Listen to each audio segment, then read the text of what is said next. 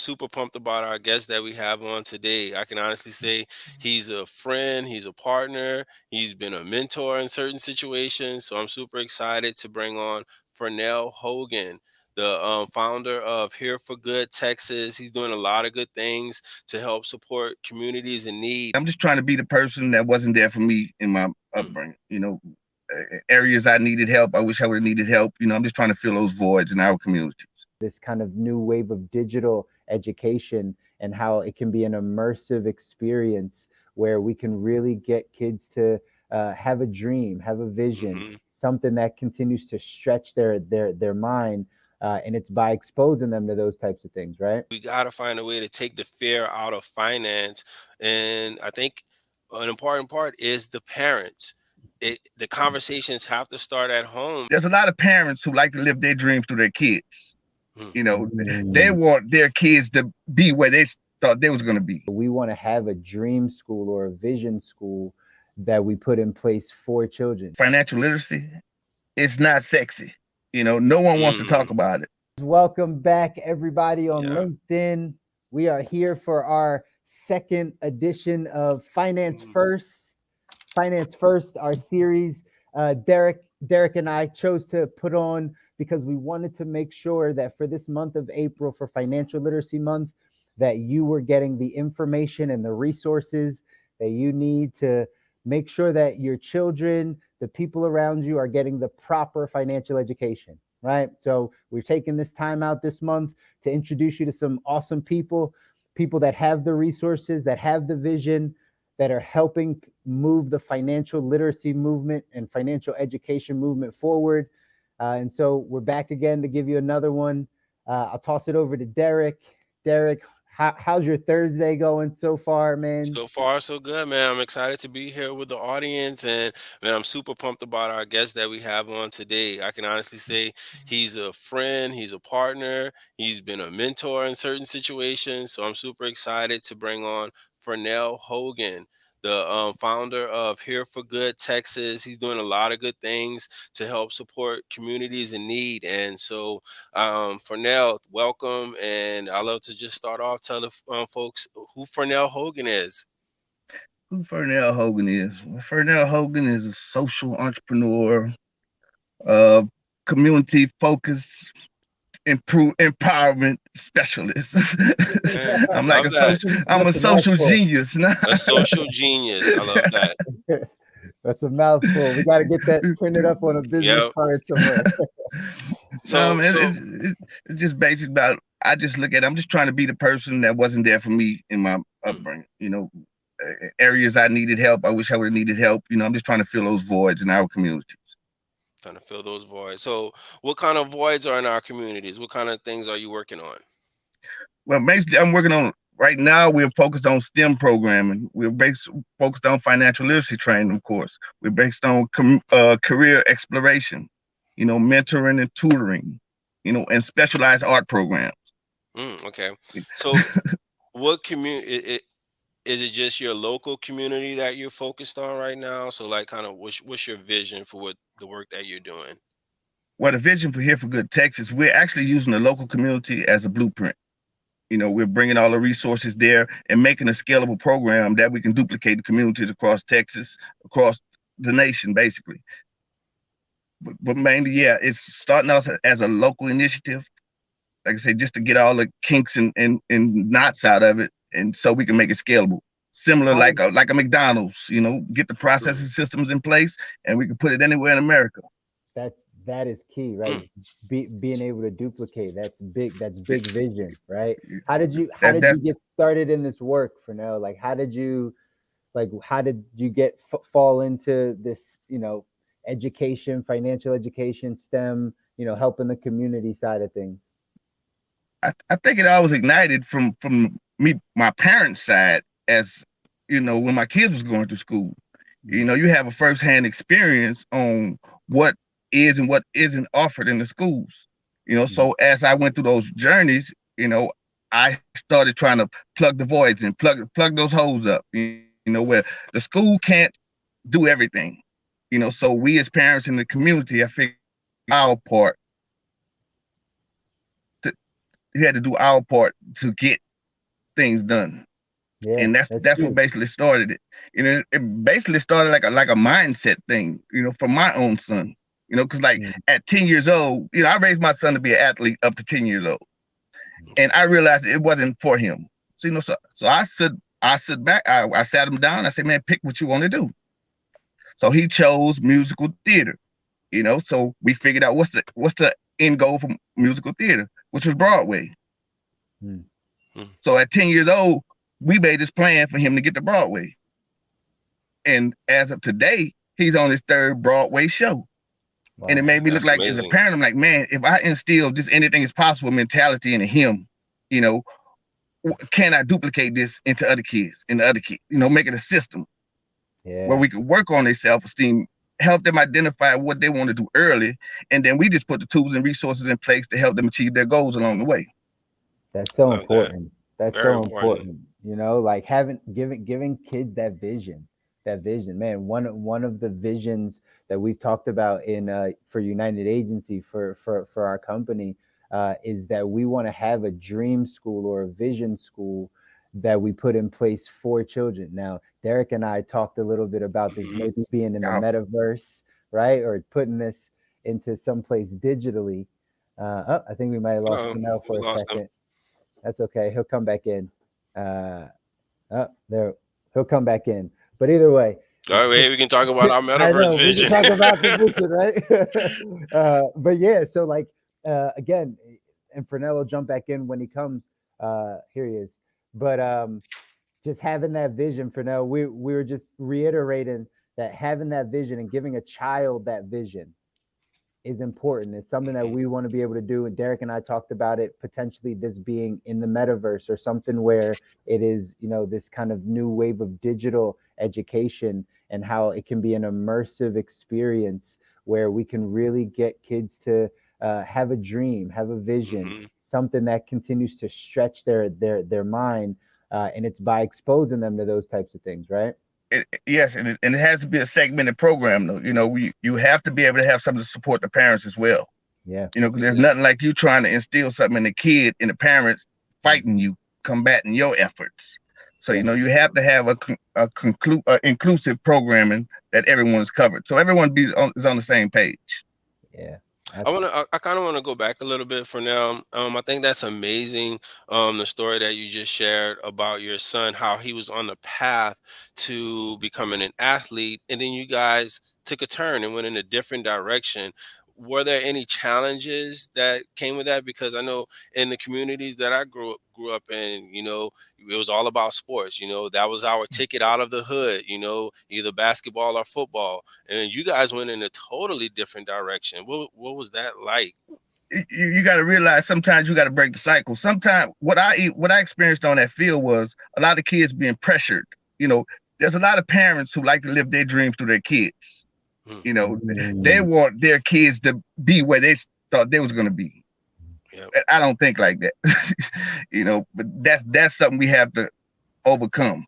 yeah. yeah, I agree. I Because definitely agree. if you go look at that field, you can see some of them kids at an early age who are just not athletic ability, with any Hmm. athletic ability, but they're Yeah. being forced because they come from a family of athletes. So you're Yeah. forced to go down this path. You know what's funny, Fernell? Like I say the exact same thing about entrepreneurship and having a job or like college and job route. I say the Hmm. exact same thing. If you come from a family and a household and a lineage of we all go to school, go to college, get a job, work the job, if that's the message, it's really hard for that person, that kid that's like, nah, I don't fit in at school. It's not like I don't really understand this way, but I'm really good at talking to people, or I'm really good at, sales, or I'm really charismatic, or I'm really artsy, right? Hmm. But the school route isn't my way. We're not good at pointing them in the direction of being an entrepreneur, right? Like exploring that side. So it's all the It, same. It's really about exposing kids to, all the alternative paths of Yes. becoming successful, right? right, and you got to look at it like this: you get out of kid what you put into the kid. Now we're talking about the positive sides of it. Now Yeah. just imagine the kids who are on the negative side of the spectrum, what they're seeing done in the past they're forced to trace. Sure. Yep. Like Yep. I had a class 2 weeks ago. A third grader told me he know he's going to jail because all his family goes to jail. Mm, And that just hurt my heart. And I pulled him outside, pulled him to the side, right. and I explained it to him. I said, man, I'm 51 years old. I've never been to jail. So don't believe that myth about every black man has to go to jail, because we don't. Right. Mm-hmm. That's And so I love what Chris said a second ago about having that vision, right? I feel like that kid, unfortunately, no one has given him the proper vision, the Right. proper things to focus on, to see that there are more things out there besides going to jail, because that's what you're growing up in. And so that's what I love about the work that you're doing for now, because you're focused on giving these kids different opportunities to see different things. So, man, keep doing the work you're doing, man. It's mm, awesome. that's huge. That's huge. Exactly, the different career paths. Because what we're fighting against the rappers and the athletes. That's Hmm. what every kid wants to see. Yep. Yeah, All right. definitely. And so, I was wondering too, for now, I've been on a lot of panels with you in the past before, and one of the most exciting ones that I've been on with you is the budget the bag panel. And so, I would love for you to speak to the audience and tell them a little bit about your budget the bag initiative. But with Budget to Bag Roundtable series was initiative we were doing over the pandemic, where we were doing segmented, uh, focused roundtables. 1 month we did the NFL players with student athletes, and we got Hmm. them together to discuss money problems. The next month we did the NBA players with the student athletes, and we even curated Broadway actors, got them to the round table. And what we were finding from the stories were that, being that most of the athletes come from underserved communities, they were never prepared for the big sums of money they were getting. And they told us Hmm. about the horror stories that they went through with with with getting their new fame and their money. They told us about the misspending, about the shady advisors, the Yeah. bad investments, the friends and family aspect of it, and we always look at all the good stuff that comes with money. They were letting us know the bad stuff that comes with money that no one seems to focus How on.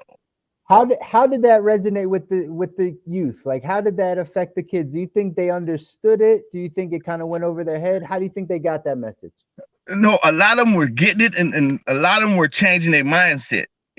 I actually saw a change in mindset, because before the panel, I would ask them, if you got this much money, what would you do with it?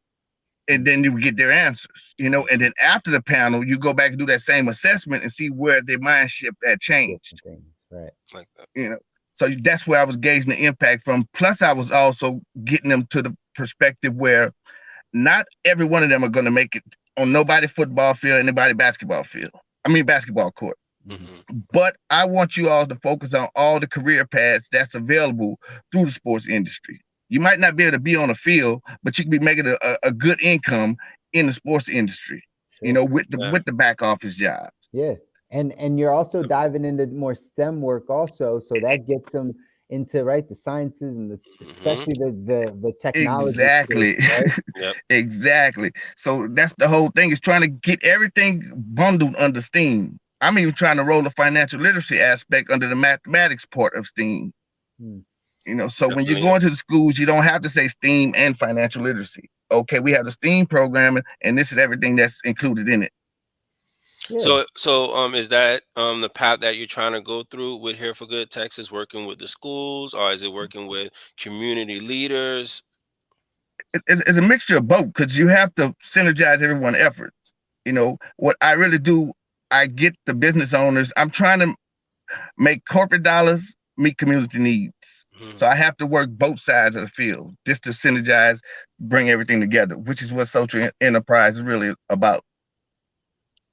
And so that I guess that was one of my questions. Why did you choose the nonprofit avenue versus the for profit? Was that what inspired Well, you to do that? first of all, I'm not a nonprofit. I'm a social Okay, okay. enterprise, Social which is a enterprises. hybrid, between the for-profit and the nonprofit. Okay. And what really distinguishes us is like we don't have these high areas of profit margin for Mhm. staff, top level staff. So if we generate revenue streams, we can donate that money back into the impact of the causes that we're serving, and we don't have all this top loading for the salaries. And Right. when I want to do something for the nonprofit side, I just form a fiscal sponsorship with a local organization. I have a local fiscal sponsor and I have a national fiscal sponsor for all my community efforts. Very cool. Got it. That's good, man. So what's the vision? What is it that you need from the people? What is it that you is going to help you kind of take that next step for now for the organization? I think the challenge we're facing, let's say with financial literacy, is not sexy. No one wants to talk Mm. about it. Mhm. Yeah. Even with the teachers, like Derek can tell you with the pilot program, all Right. we need is a teacher at the school to oversee the program. Mhm. Right. But what you have is these teachers who, when you tell them about financial literacy, they get vulnerable, because financial literacy, it makes them think about the money decisions they make. And a Yep. lot of them, they have actually told me they don't want to have imposter syndrome. They want to be out there Mhm. teaching financial literacy when they're not living the financial aspects. That's And I very like I That's a told them, interesting. good point. That's a very interesting but conversation, though. Like Yeah. that they don't feel like they're in the place to even teach financial literacy because they're not living it themselves, Yep. right? So there's like a exactly. conflict there. It's a really good and, point. and that's what we're going to discuss on April the 30th at the Budget the Bag Summit. We named that one the State of Financial Education in Schools and Communities. I want to bring together all the superintendents, bring together the principals, the teachers, the business leaders, political leaders, community leaders, everybody in our community that can affect us implementing financial education in these communities. And the only way we can do that is hold them accountable of their jobs. We have to Yeah. start holding them more accountable because there's a lot of people in power positions of power, man. They're really not having no impact on the community. I'm just gonna say it. Nobody wants to say it. They're not having no Mm. impact on the community. Everybody, we have an old school regime in place who are trying to use old school tactics to address new school problems, and it's not working. Hmm. Like I tell them, like we look at, let's say our age about the stock market. Mm. Nobody told us about the stock market in school. Mm. Nobody told us about that. I was fighting with our school district since 2008 to try to get the free uh, stock market game in the schools. But if it's not on the curriculum, they don't want to hear it. Derek, you should know if it's Mhm. not on the Yeah. curriculum, They. they don't want to What touch do it. For now, Yep. what do you think the root problem is to that? Derek and I have had some conversations offline about this stuff, but what do you think the root problem is? Why it's such a struggle to get financial literacy into schools? Because I mean, you really want my opinion. I say it's deeper than that. Because from my position, I think to me, the education system is set up to create financial failures. Mm, Because once they go through college in the search for this higher education, they coming out of college with a bunch of student debt and not enough jobs. sure. But the mentality we have as Americans, the only way to be our success story is the college degree. Right. Mhm. That may have been true in the past, but that really everybody's not made for college. Yeah. There's so And many more options now available. there's, there's so many more options, but that's the deeper problem right there. Because we can have all the tools and resources. I mean, financial literacy education is not new. Right. You It's know, not. it's new to us. There's a Mhm. lot more of us getting into the space because we see the need, but it's not new. And I think America had the tools and the time to implement financial education in the schools if that was something they want to do. Sure. I, Yeah. But again, Yes, I sometimes agree. we feel like we trying to change a world that doesn't want to be changed. And as disruptors, that's the challenges we're gonna face. yeah, But if you I go, always I always say I always have a saying that especially even in what I do that I'm looking for the people looking for me, right? Like we're looking for Mhm. the people looking for us. there's enough people now, because of the exposure, because of the conversation of financial literacy and financial education is moving forward. Just the conversation. Mhm. I used to say a lot of times that we just have to talk about money more. That's actually it. Exactly. Like we just have to talk about it more. We don't feel comfortable talking about it. So once we get to that place, we can just talk about it. Then we start finding the people that really want this information. And again, that's why Derek and I chose to do this Mhm. series for this month, is because we know there's people out there, parents specifically, educators specifically, that actually do want this financial education in their school, like to, have their children have access to it, but not enough people are Yeah. speaking up, right? Not enough people are. There's so much fear there, Chris, man. And I think, like you said, we got to find a way to take the fear out of finance. And I think an important part is the parents.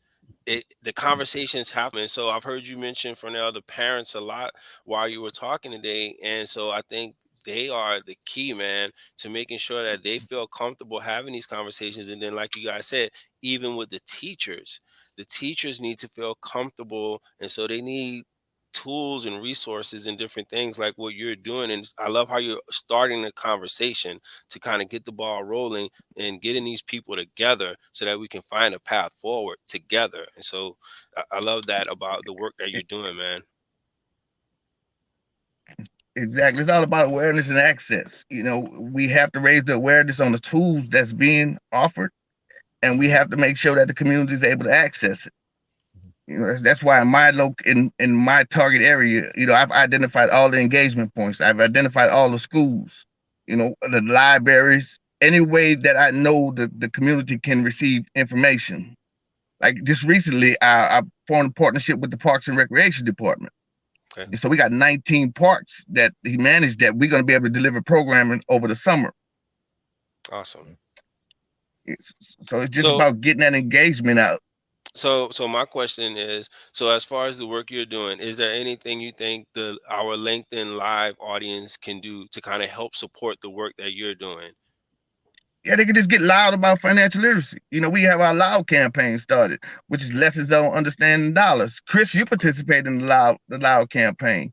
We just get Yeah. more loud about it, raise the awareness on the campaign, raise the awareness about financial education. If they have a kid in school, you know, let's find out how can we get financial education in their schools, or if they want to get on our platforms and access some of the content, some of the education.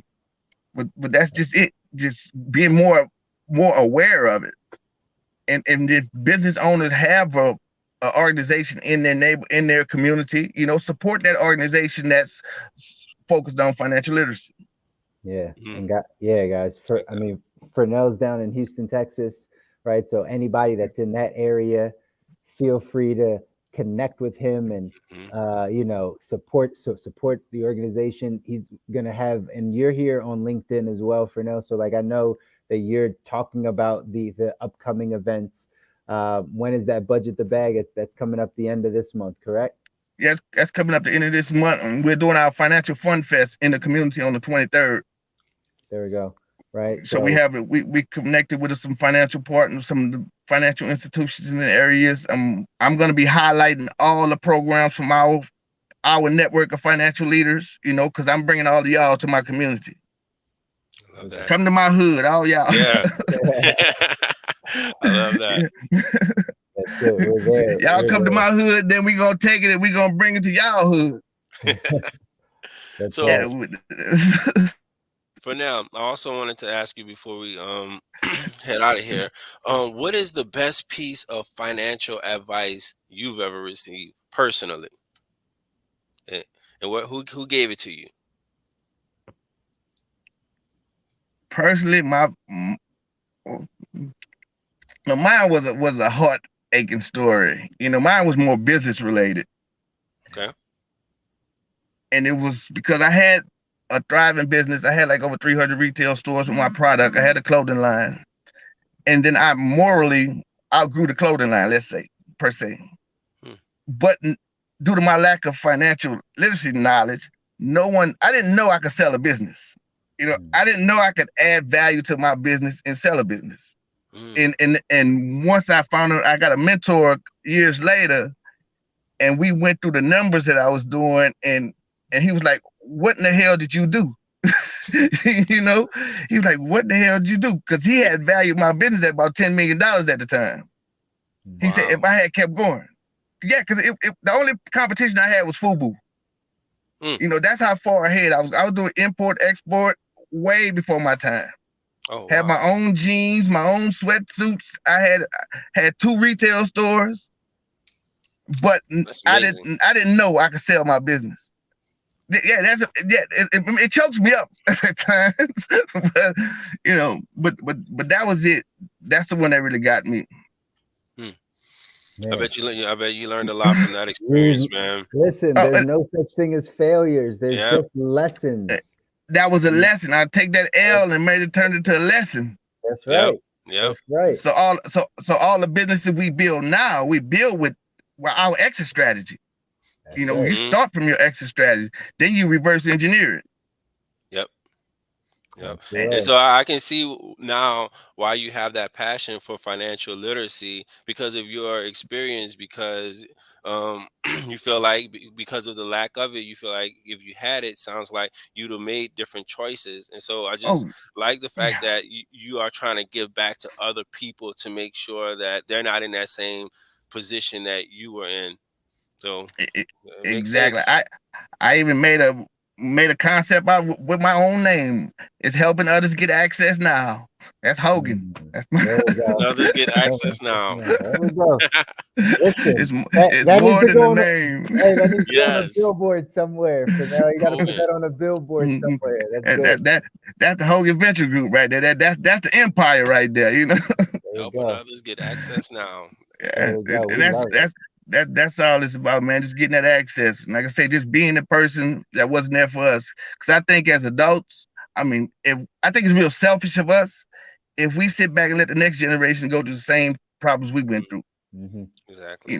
And we know we not gonna be able to save everybody. Everybody not gonna make it on this trip to success. Right.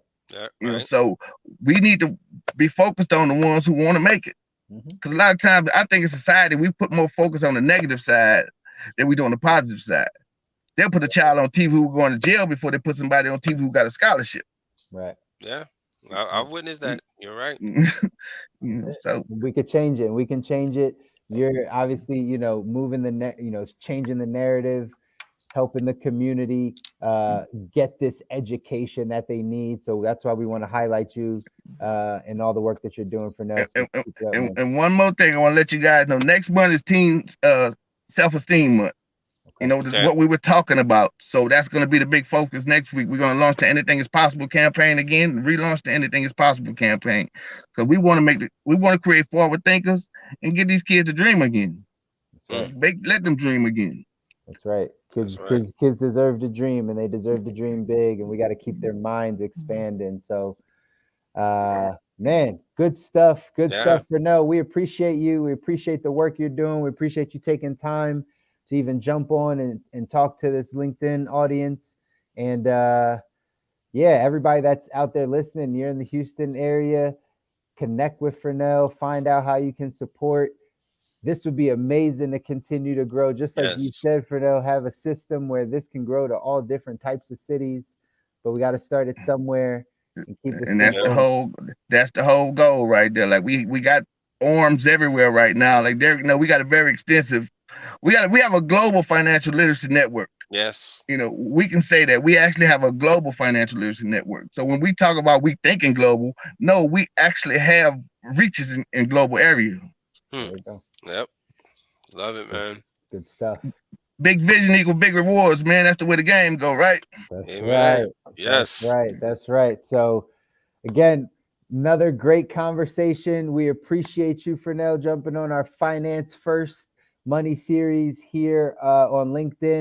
And again, for everybody that's watching, feel free to connect with anybody that you see here. Connect with Fernell if you're down in that Houston area. Connect with Derrick. Where can people find you, Derrick? Here on LinkedIn, it's a good place to find you, right? Well, perfect place to find me here on LinkedIn.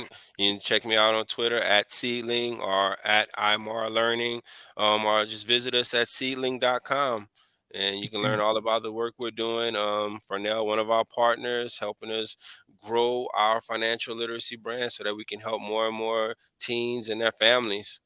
That's it. That's the And mission. that's it. Good. Y'all can check out budgetthebag.com for more information on the upcoming summit and any other information any other events that we have going on in the Houston area. So You can check budgetthebag.com.